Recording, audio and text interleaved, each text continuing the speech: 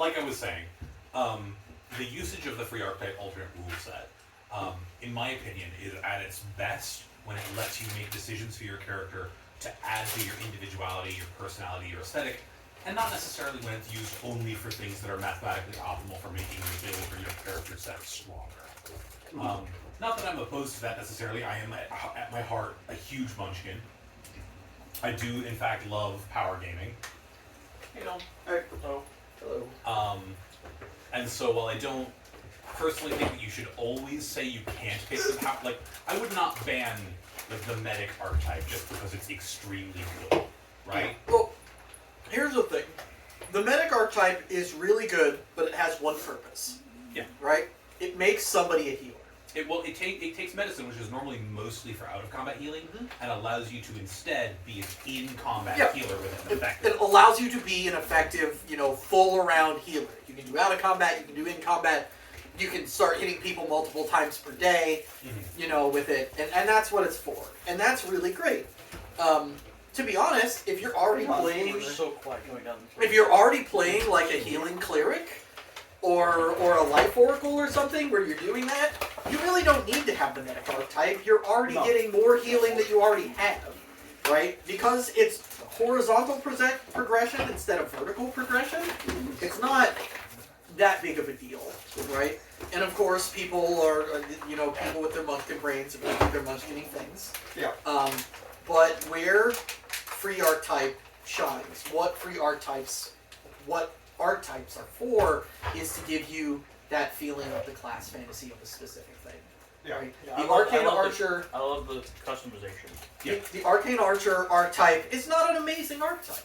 But you know what it is good at? It is good at making a wizard feel like he's an archer wizard. Right? It does good for that.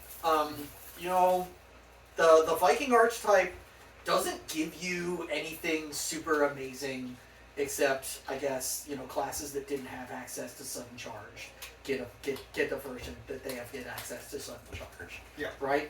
But I mean, where it is I see two places where free archetype really, really shines better, which is you have a campaign where everybody gets the same archetype, and this archetype is free. Everybody's going to get it. Like if you were playing a We're All Vikings campaign, right? Go ahead and pick your class. You're also getting all the Viking stuff. And in that case, instead of using like the free archetype like rules, I would say just straight up give everybody bonus feats that are only for the archetype to be on top of it. Because the free archetype rules give you so many of those free archetype feats that you are going to run out of Viking feats well before you get those, right? So in a thing where you're like, well, I want everybody to be a wizard for the wizard school thing, instead of giving them free archetype, you might say, everybody's getting wizard because this is our wizard school, and go ahead, and if you're a wizard, go ahead and ask me for another free archetype you can have, and you can have that. And instead of going, well, now I've got all these empty slots that I really want to fill because my goblin brain needs me to fill all the holes, right? Then you just got, those parts of your kit in there. Which is what the Strength of Thousands does. Instead of really giving you free archetype, it goes, here is an alternate way to get your archetype feats. Yeah. Right, for that. You get archetypes from your branch, which is like your specialization, and then you also get, I think, wizard or druid. You're supposed to pick from one of the two. Yes, because they're like, it's kind of exactly what you're talking about, where it's like, this is thematic to the campaign, and it doesn't really necessarily make sense for someone to be in the school who does none of these things. So everyone gets one of them for free. And then from there, you can also earn a lot of other bonus things, which I think is really cool. I love that as a system. As a matter of fact, I'm trying to think of more situations in which I can use in the other games that I'm running the idea of, here is this bonus feat that you've earned through gameplay as a way to reward players for interacting with things. Especially things like, here's some skill feats that your characters have picked up. One thing I'm thinking of for the alternate Outlaws of Alkenstar that I'm running is that as characters spend more time in Alkenstar running around, I'm going to give everybody the Streetwise feat for free, because they are very specifically running around, making criminal connections, learning the city like the back of their hand, and it's the kind of thing that would make sense for everyone to kind of pick up. Yeah, not you've been doing this for 6 months. Maybe you should be able to talk to these people. Yeah. Yeah, you should be able to use your society instead of. You should be able to use your, you know, like you should be able to find information, not necessarily by being really good at talking to people, but by just knowing who to talk to and having people who owe you favors. Things that fit the situation in the campaign, but wouldn't necessarily be somebody's first choice for a thing to take on their own using their limited character customization options. If you were playing a game with nobles, right, where you're supposed to be, let's say a Game of Thrones style thing, where you're playing, you know, agents of a specific house, having everybody get the dandy archetype, or the guild agent archetype, or, you know, they like, you can pick dandy, you can pick the city agent, or you can pick this. That would all be like incredibly thematic things that you can add that would make your party feel more cohesive with the world you're playing with. And that's really where that fantasy comes in, and is really where this shines. But you don't necessarily have to use the free archetype with it. You can just give those to your players, because Pathfinder 2 has already built all the vertical progression you need. And strictly limited it. And very much strictly limited it. You cannot be like, well, I'm taking this Gish, and now I'm broken at level 7, and I can murder everyone in the world. There are no cocaine locks in Pathfinder 2. It doesn't work. You can't be like, well, I have 2 levels of Warlock and 16 levels of Sorcerer, and now have infinite spell slots and never have to sleep. There's so many things. Right? I think the way I like to think of it is that you can take multiple martial classes archetypes if you want. But the reality is that unless your base class is fighter or gunslinger, you're never going to hit like a fighter or gunslinger. Unless your base class is ranger, you're never going to flurry like a ranger. Unless your base class is barbarian, your rage will never be an iconic part of your character like it is as a full barbarian. It might be good, it might be there, you can get some mixture of flavor and aesthetic, but the things that are a class's defining characteristic that this is the thing you are best at is unique for all the martials. I will not say that it's necessarily unique for all the casters. Sometimes they suffer a little bit and feel a little too samey with other casters of the same kind, but That is one of the strange spellcastery like downsides. Is that the way magic is used in a fancy and spellcasting thing makes the splits, even the way they're split with Pathfinder's 4 different casting traditions, still means that the spellcasters, 2 wizards have to be who can be very different because of the spells that they pick regularly, right? Yeah. Any wizard could go out with enough money and, you know, GM's time to get it, go out and learn every single arcane spell. And then go learn every ritual too, because wizards can do that, right? But those 2 wizards are going to feel exactly the same once they've done that logic. I mean, why wouldn't every single wizard be like, I'm studying all the time to grab every spell I possibly can? Because what if I need this spell someday? Well, that's the thing about wizards to me, and part of why I say that they don't necessarily have the same uniqueness to other casters is that, like, if you're playing a freehand fighter, you feel like a freehand fighter. If you're playing a wizard and you prepare a certain set of spells today, it doesn't matter what feats you chose. If another wizard is in the same party and prepares the same spells, you feel the same. Yep. If you have a wizard and a druid in a party and they both prepare electric arc and fireball, that's just what you're doing. Your spell selection and the ways they overlap with the other people feels more like it's in control of your character's thematics than anything about your feat selection or class choices. Yep. And that's one of the problems with spellcasters in the free archetype set as well. If you decide you want to be a caster melee person, right? If you don't take caster first as your full class, you are never going to have those spell slots. Even a base magus is going to blow you out of the water on the number of spell slots and the things he can do with those spell slots. Whereas if you archetype as a fighter into the wizard class, and you're like, cool, well, I've got 2 slots of every level, but, you know, I'm not super focused on intelligence, so all of these things that are DC based, I might as well not even bother. Yep. And because my attack bonus is based on my wizard intelligence, trying to shoot somebody with a laser is, again, why would I bother when I can hit you with this fucking sword? That makes all the fighters who take the spells as an archetype go, well, I'm going to take buffs. Right? Yep. Why would I not take buffs? Why would I not take True Strike? Why would I not take... Why would I not take Fly? Yeah. Right? The thing is I'm a sword master here, and that guy's up there, and I could try to shoot him with an arrow, which I'm not nearly as good at, or I could go up there and slap him in the face till he's dead. That last bit that I could use an alternate weapon, which I'm not really as good at, actually just reminded me, complete segue to automatic bonus progression. Mm-hmm. We're using that. Yeah. I was actually talking to Leon the other day about it, and how one of my favorite things about it is that it brings back the idea that a character is a versatile person, and that you are a competent person, not necessarily that you have a really cool sword. Yeah. So even if you're a sword master, you're still a goddamn fighter. You are the weapon master, and if something is flying 10 feet out of your reach, you don't spend your turn making intimidate and aid rolls for your friends. You pull out your bow and you shoot him in the neck. Are you as good at it as the dedicated ranger? No. Are you better at it than anyone else in the party? Yes. Are you still going to be accurate with that first hit than the ranger is? Yes. Absolutely. It's not even a contest.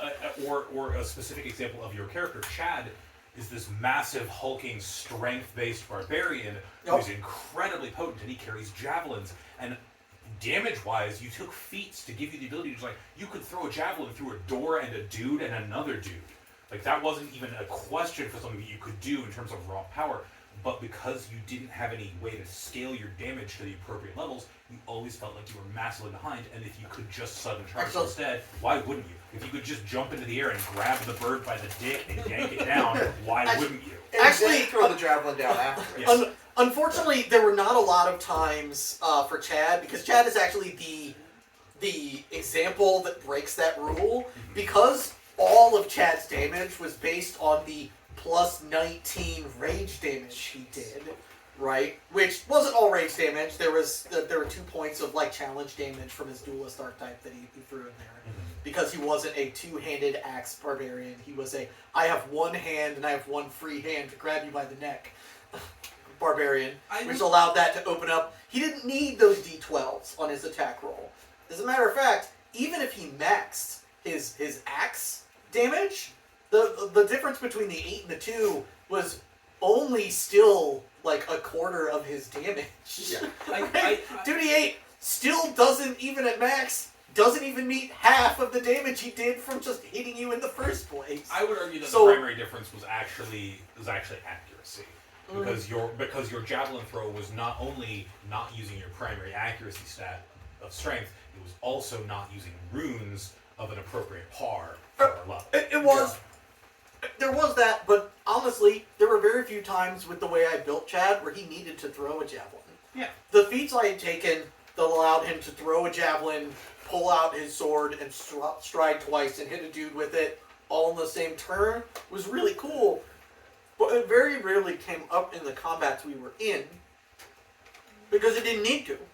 I feel like a lot. The fact of the matter was that Chad had a speed of fucking 40. And if there was anything that was 80 fucking feet away from Chad in the first place, it didn't matter. It was oh man, there's difficult terrain. Well, Chad jumps 40 feet over the difficult terrain and the 3 ranks of guys, and oh look, that's the wizard, dead. Right? Chad specifically was the example of it didn't really matter that much. Now, if Chad didn't have that speed, if Chad hadn't been built to be so maneuverable, to where he could be oh man, that bird is 30 feet up in the air. And anyways, I grabbed him by the dick and I pulled him to the ground. Right? But the fact of the matter is that Chad went, I can jump 30 feet up in the air. Absolutely not a problem. I agree in theory, but I do feel like part a couple of this levels, was you built him that way on purpose, because the idea of having a backup range weapon wasn't anywhere close, not just suboptimal, but actively bad. I'm going to say right now that was never a concern for Chad. Okay. I never even thought about it. I said, it would be hilarious if I had a hulking Mario character who could just reach anyone on the field, and then later I was like, oh yeah, I could give him javelins, and then there's this cool Viking feat that lets me hurl a javelin, then stride forward and grab pull a weapon out all in the same action. Right? This is a cool feat. I guess I'll just take this. Because the fact of the matter was, when I was picking archetype feats for Chad, who was already as buff as he really needed to be, I wasn't picking feats to maximize his damage. Because honestly, even when I looked at it, most of the feats that would maximize his damage gave him a whole +2. And a +2 damage, when you're swinging for 2d8 plus 17, isn't that impressive. Yeah. It's statistically better, but even then, it's like, I'm barely going to notice that, guys. The only time I'm going to notice a significant increase of this duel this guy and hit him for +19 damage is on the crit. And even then, it's 4 extra damage, guys. It's not that big a deal. It's funny because we talk about this, and then I look over at Brad, whose character in our Monday game is All my feet I pick from him are just thematic. as suboptimal as damage builds go. I don't do damage. Well, the thing is, you say that. Crit. The thing is, you say that, but you do genuinely do damage in that party. It's the fact is that you built yourself as a support fighter essentially as a challenge, and you picked the worst race combination worst ancestry combination possible to do the thing you wanted to do. Picking Pixie Wrestler was just it's like In full plate armor. in full plate armor. It's like, I'm gonna be as slow as possible, but if I have you and you're not if you're not large size or better, you're fucked, buddy. But if you can move 20 feet around, well, I guess fuck me then. Yeah, our last combat, I went up to a guy, I knocked him over, I picked him up, I suplexed him, and I suplexed him again. Impressive. And killed So him. cool. It's great. Yeah. No, That was not the exact action economy for anybody who's doing their Monday night quartering. Yeah, Quarterbacking. He suplexed them. grabbed him He again. grabbed them again, and then he suplexed them again. Yeah. It started with a grab on the previous turn that the guy rolled a 2 on attempting to get out of. Yeah, he was like, I'm gonna get away from this. And we were like, dude, This is you a are reminder. 4 levels lower than me. This That is a ain't reminder. happening. This is a reminder. If you're DMing, make sure to include encounters with low-level mooks because it's awesome. It feels great. Yes, it When the feels- players get a chance to absolutely thrash a dude upside down, backwards, and in a hole, they love it. And you should love it too. It was just like, When one of our third combats, I just threw a guy off a bridge. Yep. Yep. Look, hey, There's look. a guy in this combat? No, he isn't.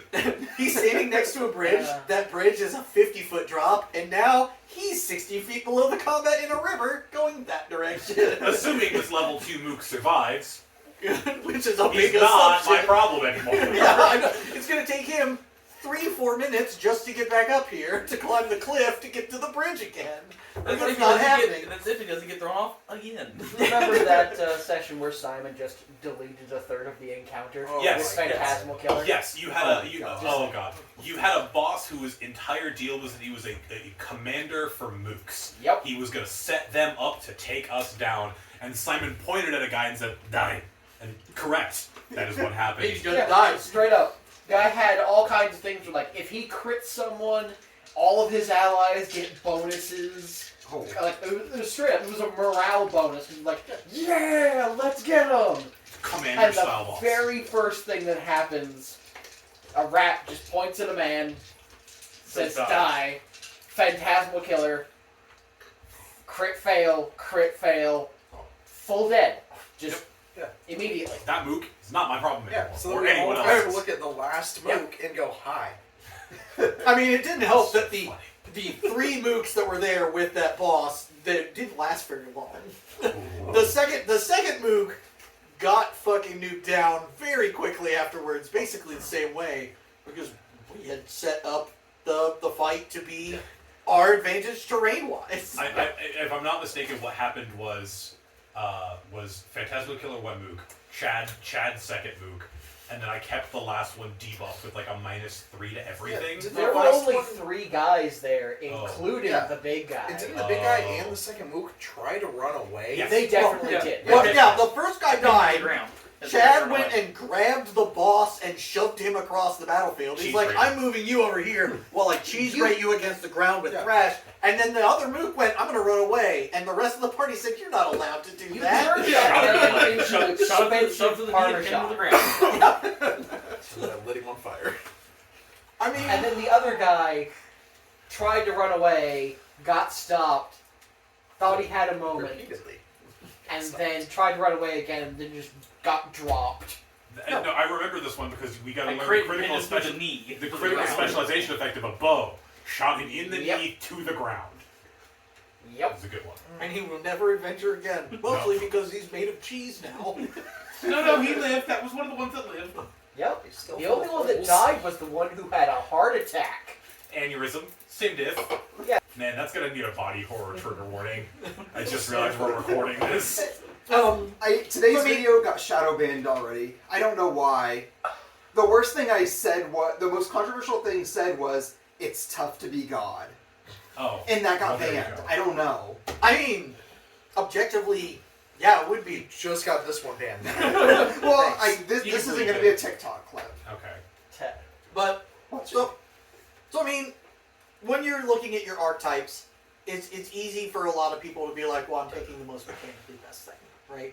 And obviously, if you give the whole party the Beastmaster feat, I don't know what at the level fuck. 2. I don't know what the fuck you're expecting to happen in your campaign, but it's not going to go well for the Dungeon Master anymore. Pokemon themed campaign. Yeah, Oh, but I mean, animal companions are really good. Yeah. And you know what? All Animal the people, companions are phenomenal at low level, and they don't scale well. That's the problem. you know, you keep on saying they don't scale well. They scale just fine. They're not meant to be the most powerful thing about your character. True. they're not summoners. They're not summoners, True. right? The summoner scales well because it has to. That is the thing of the thing. Everybody who gets a animal companion is either taking an archetype or has a class feature that gives them an animal companion, and that's not meant to be. Druids are meant to be spellcasters, and this animal companion is a helper, right? If the animal companion is just as capable as your barbarian, something has gone horribly, horribly wrong in the game balance. But if you give a 4-man team 4 animal companions, it doesn't fucking matter anymore. I think the You're worst. gonna cheese grater every boss encounter because it's going to be flaked into oblivion. Literally surrounded in a circle. The worst part about it is just that combat's going to take forever because you have so many characters now. That's the reason. No, That's the actually- reason nobody plays summoners. And It just actually, takes longer. and animal companions and summoners don't have that problem as bad in Pathfinder 2, because your actions are still joined together. It's a very small increase to your character's actual Yeah. actions. Well, when I said Like- summoner, I didn't mean the class. I meant like as an archetype. Oh, like, you I'm a mean wizard like that other summons creatures. 13 different. Yeah. Yeah. No. Volar shape. That doesn't work as well in Pathfinder 2 either. Because you still have to be able to sustain your spell to give your minions commands. You're essentially trading one of your actions for 2 of theirs, the same way you would if it was a regular animal companion. At worst, what you're doing is you're taking yourself from 3 actions per turn to effectively 4 actions per turn. If you are hasted, 5. And that's it. There is straight up no way to get more. Yep, there is. A witch with the proper build can have 3 summoning spells active at a time. So And then six- not six- move, not six move at all, and then have 6 actions out of it. So Where the 6 witch is standing here going, and then 3 very low-level mook things are going at the enemies. Because honestly, the spells that summon creatures don't summon amazing creatures. No. Everything is like 2 levels lower than your party member is going to be. Minimum Yeah. too. The thing Right. about summon creatures is that since creatures do still have access to their unique abilities, sometimes you can pull out a weird trump card. Every once in a while, but they don't give you a lot of those Other in PF2. They really don't. And then other than that, the whole point of I summon a creature spell is maybe the boss will punch this in half instead of my fighter. Actually, Temporary hit points. that is a weird thing to wish for. It's much more effective to be like, hey, this is a pitch hit flanker that I can just place anywhere on the battlefield. I can drop this thing down. It's gonna draw a little bit of aggro. It's gonna create a debuff. Maybe. If it even manages to hit, the boss monster is likely to be like, it's not even worth really attacking most of the time. Well, it it's has so worth few attacking. hit It's points. worth attacking because it's giving me effectively a -2 to my armor class, and it takes 1 hit to clear. Most of those things will take 1 to 2 hits to clear, and that's only 1 hit if it is crit by that boss. Yeah. Right? Which is very Because you know of how the action economy I mean, and the scale if it's a works. boss and the thing is 2 level, if it's a boss for the players, and if that creature is at best 2 levels lower than the players, So Yeah. 5 level difference. But That then- crit is happening on like a Yeah. 7 Yeah, or something like but then you traded a 2-action spell for one of his actions, that. Which is right? good. That's Which a good is strat. Yeah. which that's is so still good. which is still pretty good. Or It's really focused on the getting to the person it needs to get to, and it ignores it by walking away from it. That too. Right? It goes, actually, I want to hit the archer now, and it just leaves.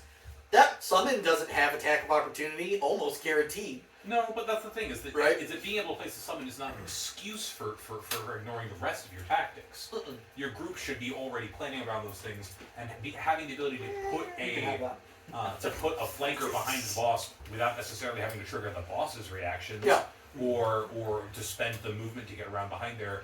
Or if you're just low on frontline characters, say you have one frontline and one like half frontline rogue.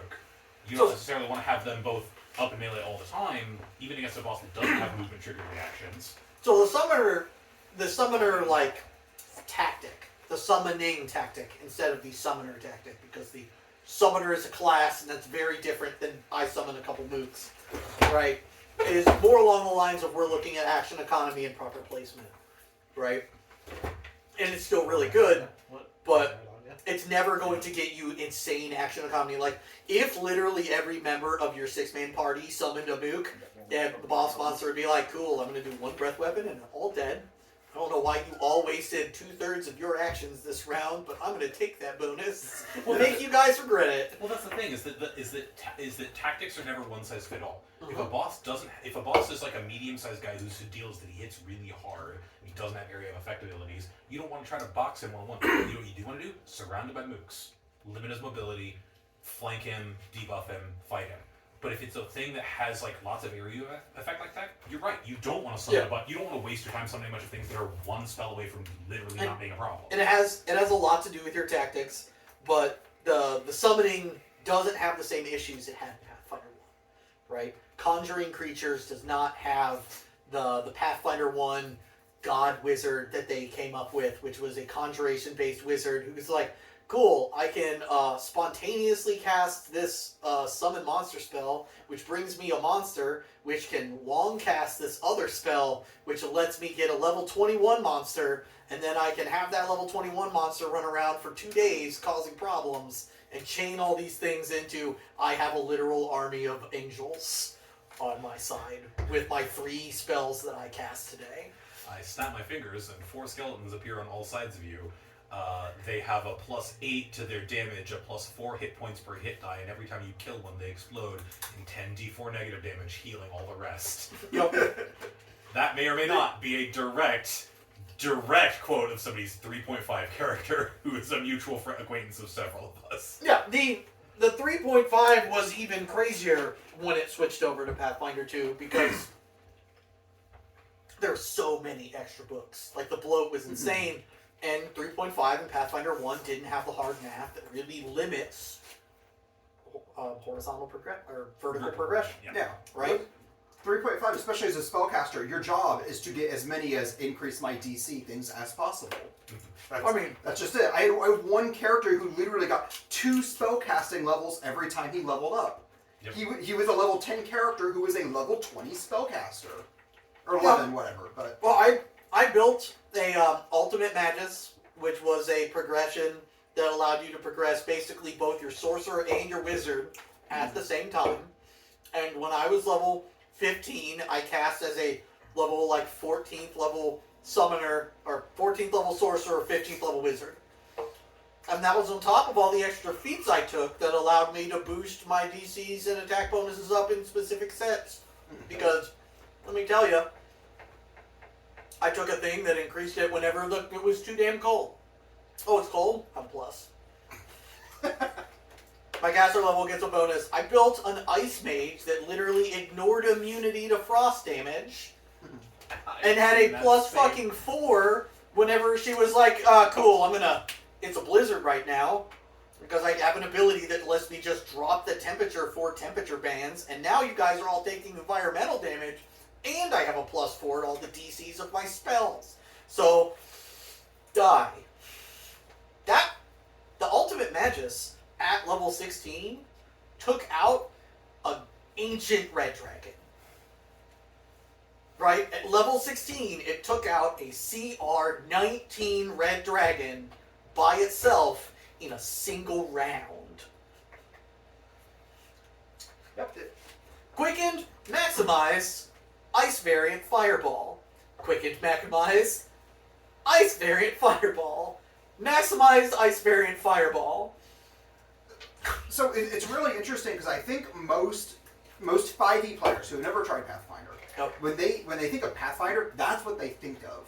Yep. Right. That's what Pathfinder 1 and 3.5 was. Yeah, but a that lot was of- me a year ago. Yeah, a lot of people don't realize that second edition actually simplified and standardized things. Yeah. And that was one of probably the biggest comment when I made my first TikTok video on Pathfinder is people saying Pathfinder's too complicated. There's too many bonuses and stuff to it. It's too much to keep track of. You know- that was my first thought, looking over character creation and character sheets and everything, thinking, oh my god, I'm going back to 3.5 math, and this is going to take me an hour to calculate a freaking hit.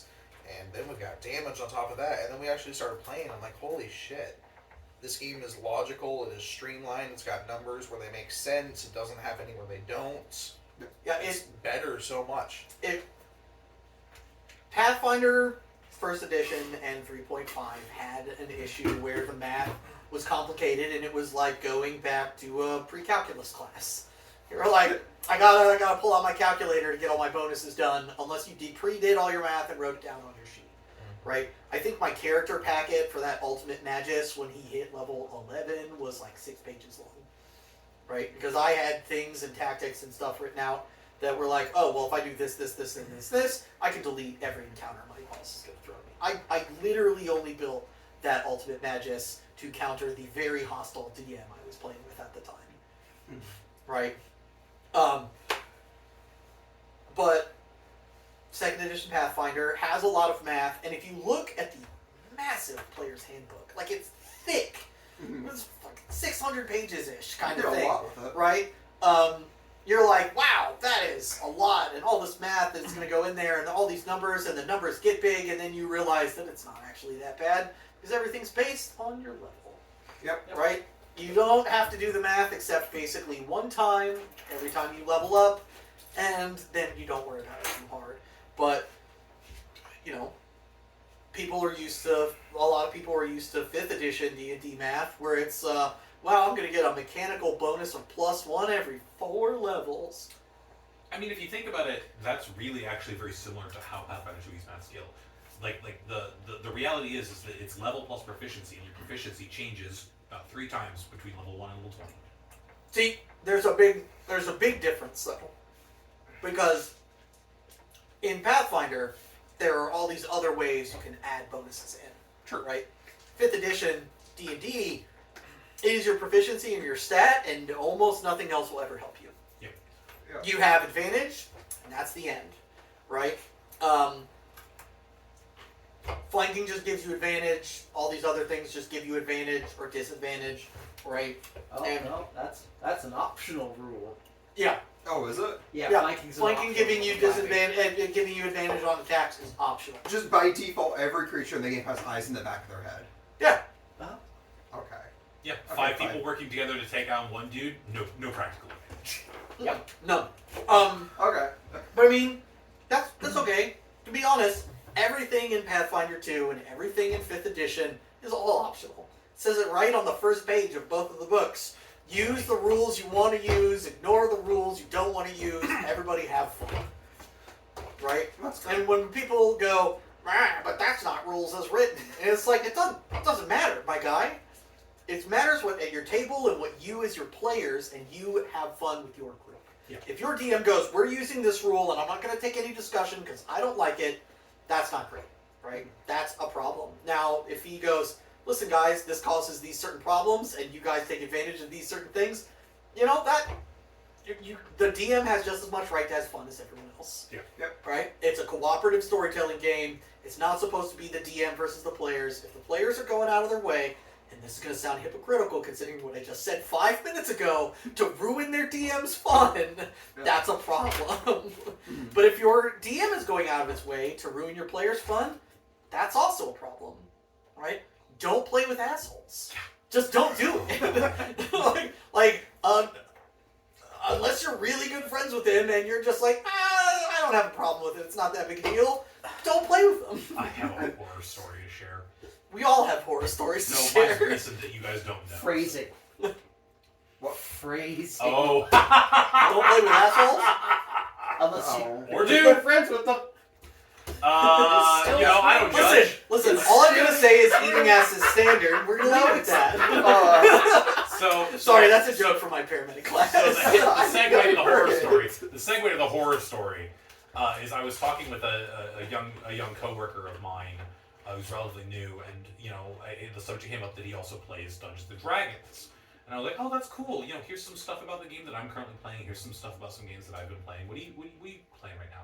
And he goes on to tell me this long and sordid tale of his violent antagonism with another member of his party that's based on something that is outside of their game, and they've carried it into the game where they're constantly trying to get each other murdered, and he's sitting there, he's talking about this with naked hostility, and I'm like, it feels like you should just not play with that guy. It sounds like you genuinely dislike him and he genuinely dislikes you. I don't know why you would voluntarily spend your recreational time playing a game with him. I also don't understand why any of the other people in this group haven't kicked both of you out. Because you're constantly derailing their game with attempting to steal from and or murder each other. Unless they just find that really hilarious to spectate. I don't know. I mean, if it's a group of me's, watching two people tear each other apart might just be I'm gonna grab a beer and we're just gonna watch these guys go at it for a while. But the fact is Fight Club exists for a reason, guys. As a 34-year-old person talking to a young 20-year-old baby nerd, I just want to be like, listen, man, you can police your own experiences a little better than this. You don't have to. What, baby nerd? Is that what you're laughing at now? He's a juvenile nerd. Okay, that's baby. Listen, a baby is you're less than 15. That's a baby nerd. I'm just that's gonna a baby nerd. Yeah. Listen, I passed 30. Everyone who's still got a 0 and a 2 in their age anywhere is a baby. No, that's not how that works. It is for me. So if someone's 32, no, this is no 0. You just said a 0 or a 2. 0 and a 2. That's not what you said. No, that is that is exactly what he said. Let's skip that. Okay. Moving on. Moving on, just because we're about to hit game time. It's the fact is that if you don't have a good time playing with somebody and they make you actively angry and you want to ruin their good time, it's better to just walk away. Find a different D&D game, man. Start one of your own and don't invite that guy. Make it as pointed and as mean as you want if you got to do it that way, but just don't hang out with somebody who makes you mad. Listen, part of not metagaming, which there are times when metagaming can be fun, part of not metagaming is keeping your personal relationships out of it. Yeah. Right? The fact of the matter is, in this last Monday campaign, my character kept on shooting my girlfriend's character in the leg because my character didn't like anybody in general, and her character was just too forward about it. It was like, stop touching me. No. Bang! That was a bit. That was a bit. We, as individuals, were both okay with it. We talked about it out of game. We had fun. Right? That's okay. There's that metagamingness of, okay, I'm going to shoot you before my character disappears into the darkness forever. And she was like, that's hilarious. Right? Yeah. That was funny. And if her character had stabbed me or that character had been murdered by her giant chicken mouth, I would have been 100% okay with it. Right? That's everything that character would have deserved, and I would have loved every second of it. But it didn't. Right? Yeah. When my character looked at Brad's character and said, if you cast another effing debuff spell that does nothing to the enemy and all of us, I'm going to fucking kill you. That had no malice outside of the game. It was just hey, stop it. And that was very RP based, right? There were other characters I would have played who'd have been like, well, I'm not in that debuff. I don't give a shit. Right? Didn't slow me down. Merrick specifically would have been like, haha, that's hilarious. I'm also going to cast the debuff on everybody. Right? They would have had a great time. But, I made sure to talk to Brad out of character, and make sure that we weren't, uncool. Because in-game stuff, things that happen in game shouldn't affect your real life friendships and acquaintances, and things that happen in real life shouldn't affect your in-game acquaintances. Yep. Just because you and Dylan start dating doesn't mean your characters should start dating. This is an example, they're not actually dating. Right? It doesn't matter. Fine, I take right? rejection very well. If the DM is playing an NPC and one of the players wants to romance that NPC, and the DM's cool with it and that player's cool with it, doesn't mean the DM and the player are dating now. Mm-hmm. I mean, they could. They probably shouldn't. Seems like a really fragile way to base a relationship. It doesn't seem healthy to me. All right. Speaking of in-game, Is it time? it's about time. It's time Yeah, to all right. play game. Well, nerdlings, we're gonna sign off. Nerdling. Nerdlings. Just nice for baby nerds. Baby. Listen, at a certain point, I now just judge